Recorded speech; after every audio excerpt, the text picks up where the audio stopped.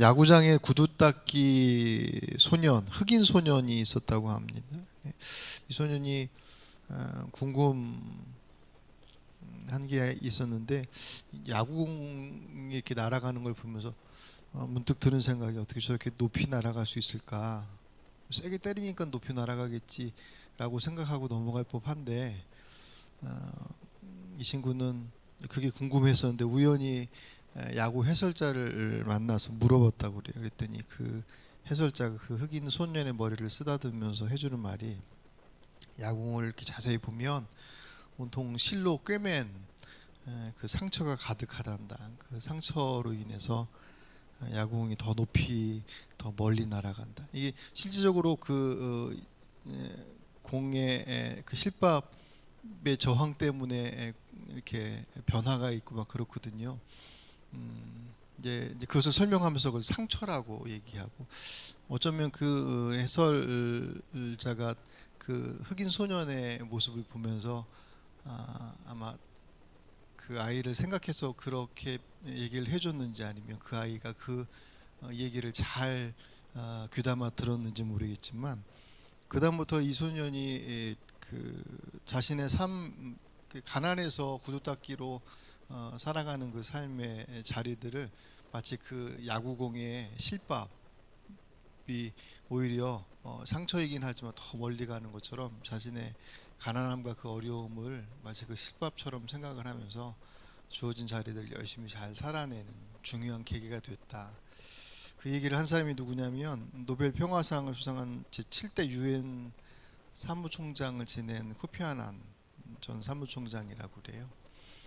음, 만약에 그 아까 말씀드렸던 것처럼 그 야구 해설자가 코피 아난에게 그런 좋은 의미로서 그 얘기를 해줬는지 아니면 그냥 그런 이야기를 던져준 것을 그가 흘려듣지 않고 귀 기울여 들었는지는 뭐 정확히 알 수는 없지만 분명한 것은 그 이야기를 귀담아 들었다라고 하는 것은 분명하죠. 그리고 그것을 자신의 인생을 살아가는데 어린 아이였음에도 불구하고 나도 그렇게 내 아픔이나 내 연약함들이 오히려 더 멀리 갈 수 있는 곳이 되겠구나라고 하는 그런 용기를 얻게 되는 그런 기회로 삼았다라고 하는 것은 대단히 중요한 의미를 갖습니다.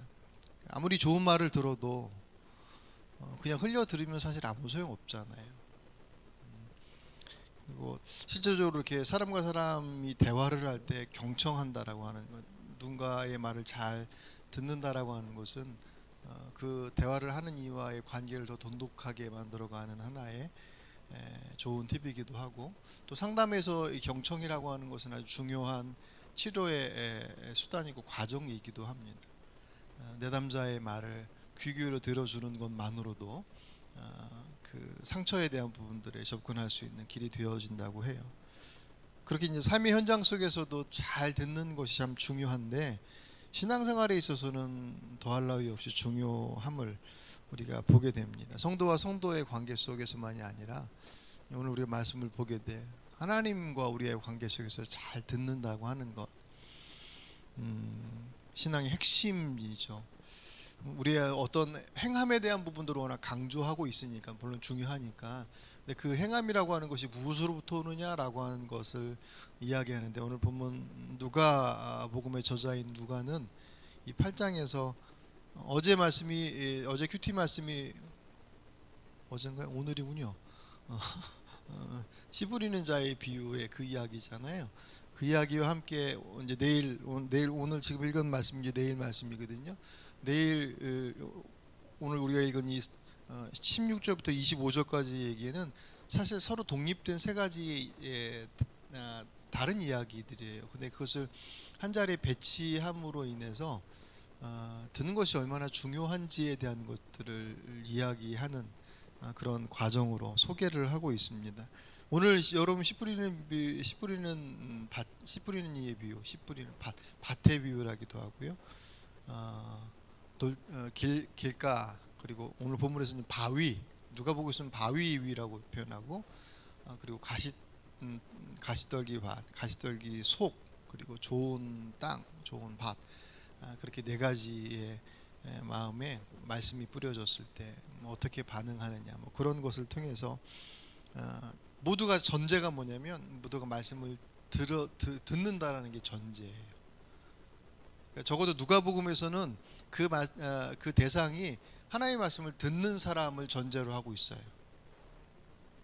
근데 그렇게 보게 되면 그 말씀은 상당히 심각한 말씀이 돼요. 왜냐하면 열매를 거둔 이는 마지막 좋은 밥밖에 없거든요. 이 열매라고 하는 게 도대체 뭐겠느냐, 그냥 상급을 의미하겠느냐 할 때 앞에서 뭐 상급 30배, 60배, 100배 그 상급의 모습이라고 생각한다면 아니 나좀 적게 받고 말지 뭐라고 편리대로 생각할 수도 있을지 모르겠지만 맨 앞에 등장하는 길가와 같은 마음, 그는 아예 그것을 빼앗겨 버려요. 누구에게? 사단에게 빼앗겨 버린다. 그렇게 생각하면 사실 그게 그렇게 간단한 문제가 아닌 것을 또한 생각해 보게 되죠. 어쨌든 그 씨 뿌리는 자의 비유 안에서 말씀을 듣는데 그 말씀을 듣는 이에 서로 다른 모습, 어떻게 듣느냐부터 해가지고 듣고 난 이후에 어떤 행동이라고 하는 것의 모습이 다 함께 이렇게 연결되어져 있죠. 오늘 여러분들 말씀 묵상하시면서 어디에 더 여러분들 집중하셨는지 모르겠지만 그럴 때 더 다른, 그래서 들음의 중요성에 대한 것을 말하고 나서 오늘 16절부터 19절까지의 말씀, 18절까지의 말씀은 등불 이야기예요. 등불을 켜서 등경 위에 두지 숨겨두지 않지 않느냐. 숨겨두지 않는 한은 그 빛은 반드시 드러날 수밖에 없다라고 하는 것을 얘기했는데, 여기서 말하는 빛은 등불, 여기 16절에 누구든지 등불을 켜서 그 빛으로 덮거나 평상 아래 두지 아니하고 등경에 두나니 이는 들어가는 자들로 그 빛을 보게 하려 함이라 할 때, 이 빛은 하나님의 말씀이고요. 등불은 그 말씀을 받은 들은 우리들의 모습이에요. 그들이 어떤 역할을 하냐면 17절 숨은 것이 장차 드러나지 아니요 16절 끝에 들어가는 자들로 그 빛을 보게 하려 함이라 할 때, 이 들어가는 자들이 뭐냐면 공동체로 들어오는 이들이에요. 특별히 이제 누가복음에서는 이방인들이라고 그렇게 봐요. 그들이 들어오는 이들이 누구를 보고요? 먼저 그 말씀 빛을 받아들여서 살아가는 먼저 된 이들의 모습을 보면서 그 속에서 복음을 깨닫고 하나님을 알아가는, 그것이 이제 먼저 믿은 사람들의 어떤 사명이기도 하고 책임이기도 한데, 그들이 그 일들을 잘 수행하는 데서 중요한 것이 18절 말씀이에요. 18절 같이 보실까요? 그러므로 너희가 어떻게 들을까 스스로 삼가라. 어떻게 들을까 스스로 삼가라. 누구든지 있는 자는 받겠고 없는 자는 그 있는 줄로 아는 것까지 뺏기리라 하시니라. 아멘. 그 말씀을 듣는 태도에 따라서 그 결과가 전혀 달라진, 앞에서 잠깐 소개했던 씨 뿌리는 자의 비유하고도 연결되어져 있는 내용이거든요. 그 모습을 통해서 자신은 물론이거니와 자신과 함께 공동체 일원으로 들어온 이들에게까지 영향을 미치는 것이다. 그 들음을 강조를 합니다. 그리고 뒤에 나오는 것이 예수님의 가족 얘기를 해요. 그러면서 예수님 어머니하고 동생들 왔습니다라고 얘기했더니 누가 가족이라고 얘기하십니까? 혈연만이 아니라 하나님의 말씀을 듣고 행하는 이 사람들이 바로 내 가족이다. 마리아하고 어머니하고 동생들이 내 가족 아니야 제외시킨 것이 아니라 그 혈연으로 이루어진 가족 중요하지만 내 가족은 주의 말씀을 듣고 행하는 사람들이 바로 내 가족이다. 신앙적 의미 속에서 하나님을 아버지로 고백하고 있는 이들의 모습들로 풀어낸다면 다 포함되는 것이니까. 그리고 이제 네 번째 장면이 풍랑을 멈추신 장면이, 보시면 아시겠지만 다 독립된 사건들이에요. 근데 이 풍랑을 멈추신, 익히 잘 알고 있는 이야기죠. 예수께서 주무시고 제자들이 흔들어 깨우는, 누가복음은 그것을 좀 세밀하게 이렇게 이야기하지 않아요. 왜냐하면 그거 자체로부터 나오는 것이기보다는 지금 전체적인 흐름 속에서 이 말씀을 지금 사용하려 하기 때문에, 어쨌든 예수님 흔들어 깨웠을 때 예수님께서 풍랑을 멈추시고 나서 제자들에게 뭐라고 말씀하시냐면 너희 믿음이 어디 있느냐. 그러니까 이 말씀은 들음에 대한 것을 강조한다라고 하는 측면에서의 직접적인 언급도 없지만 그 말씀을 잘 들은 자의 모습은 결국 그들의 삶 속에서 분명하게 드러나겠다라는 거예요. 제자들이 주님을 따르는, 선택하는, 결정한 그분의 길을 따르기 위해서 자기 직업도 포기하고 가족들도 뒤로하고 선택하는 대단히 중요한 또 기가 막힌 대범한 선택들을 하잖아요. 그것으로 그들의 신앙이 완성된 것이 아니라 그 말씀을 그 가까이에서 계속 들어 그 말씀대로 살아감으로 그들의 믿음이 더 깊어지는. 오히려 누가복음에서 보시면 우리 지난주 이번 주 중에서도 나왔지만 이방인이고 여인들이고 하는 제자들이 아닌 택함 받은 제자들보다 훨씬 더 못하다고 보여지는 이들이 주님께로부터 최고의 칭찬을 받는 장면들이 등장을 하죠. 예. 제자들의 모습은 그런 면에 있어서 어떻게 보면 되게 이렇게 떨어져 보이는 것처럼 보이지만 제자는 지금 그 과정으로 막 가고 있는 상태이니까 어쨌든 그런 의미 속에서 하나님의 말씀을 잘 듣는 이는 결국 그 평상의 삶 속에서가 아닌 위기의 상황 속에서 선명하게 드러난다. 도대체 너희들 믿음이 어디 있느냐? 믿음이 없다라고 얘기하시는 것이 아니라 그들의 믿음의 연약함에 대한 것을 말씀하시는 거겠죠. 잘 들어야 한다라고 하는 것 정말 중요한 것인데 어떻게 해야지 잘 듣는 거냐? 도대체 잘 듣는다라고 하는 게 어떤 것이 잘 듣는 것이냐? 누가복음 6장에 보시면 내 말을 듣고 그대로 행하는 사람이 6장 47절부터 49절의 말씀 보시면 마태복음 7장 후반절에 나오는 그 반석 위에 집 짓는 자, 모래 위에 집 짓는 자의 이야기가 조금 다르게 소개가 되어 있습니다. 반석 위에 흔들림 없이 어떤 그 위험 속에서도 자신의 모습을 지킬 수 있는 이는 어떤 이냐면 내 말을 듣고 그대로 행하는 사람이에요. 내 말을 듣고 그대로 행하는 사람이에요. 그 반대의 사람은 내 말을 듣고도 그대로 행하지 않는 사람.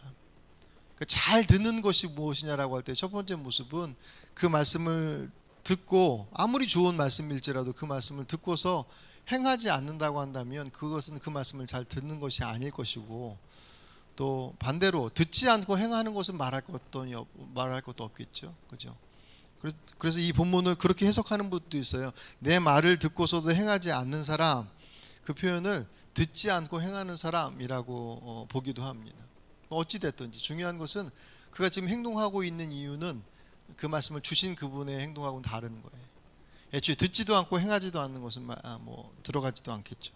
이 전제 속에서 가장 중요한 것이 뭐냐면 잘 듣는다라고 하는 것이 있을 때 그 들음의 그 말씀의 주체가 누구냐라고 하는 것, 그 말씀이 하나님의 말씀인 것에 대해서 분명히 고백하지 않으면 잘 들음을 출발할 수 없어요.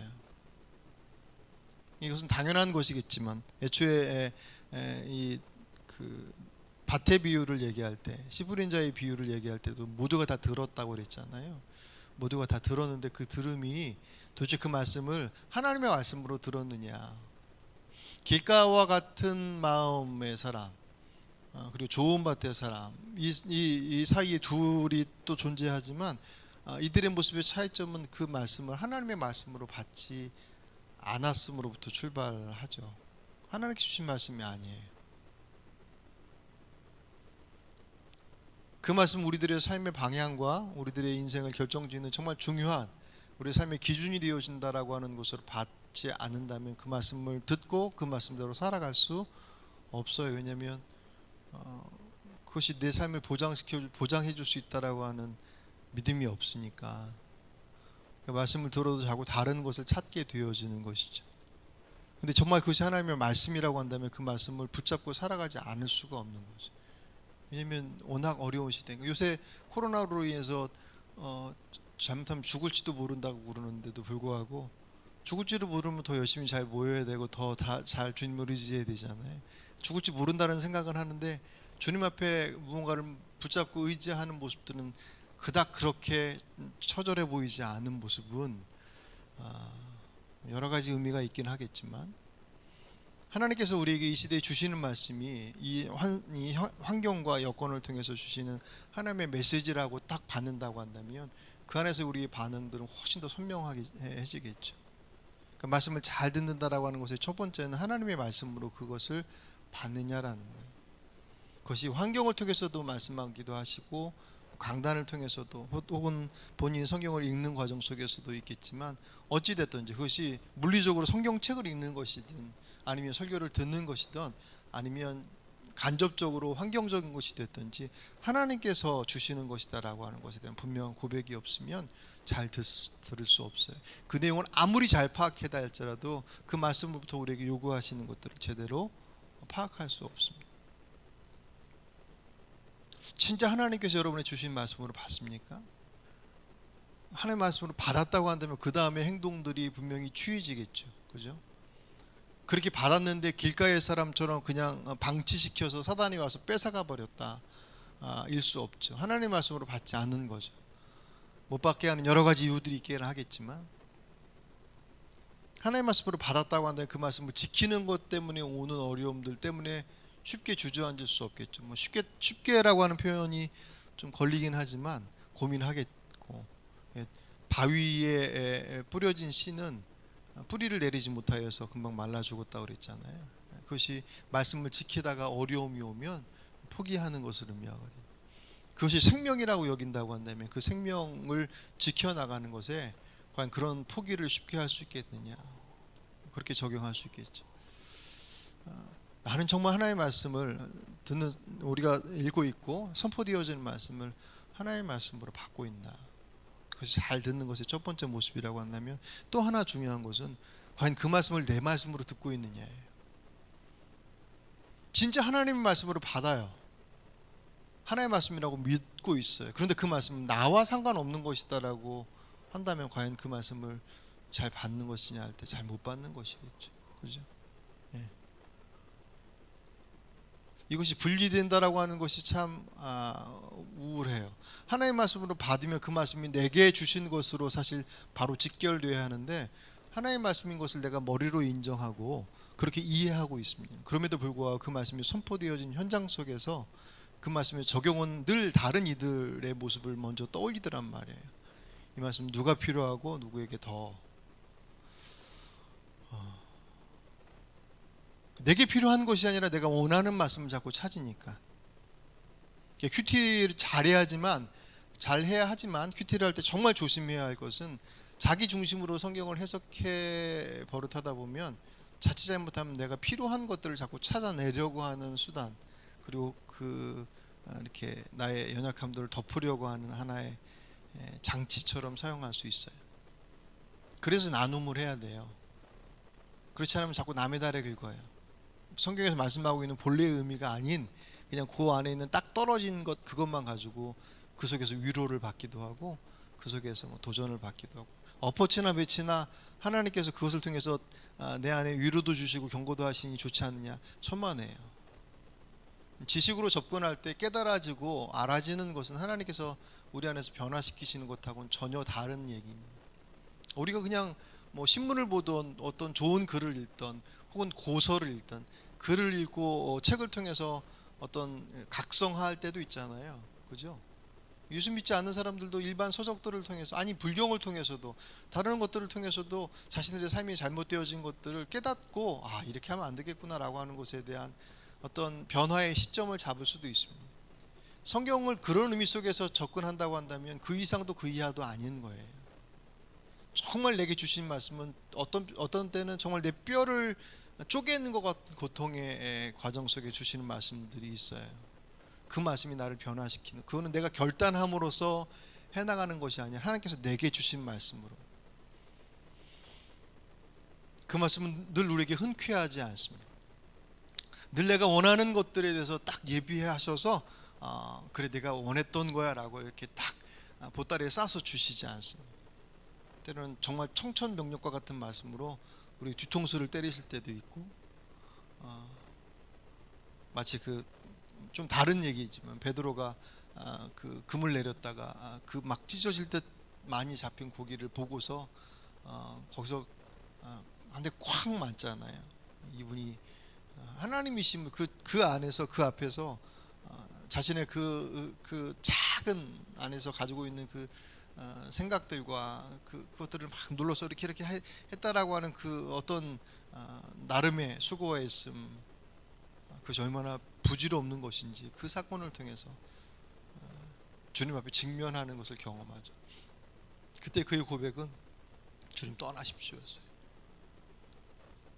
그게 말씀 앞에 선 사람들의 사실 반응들입니다.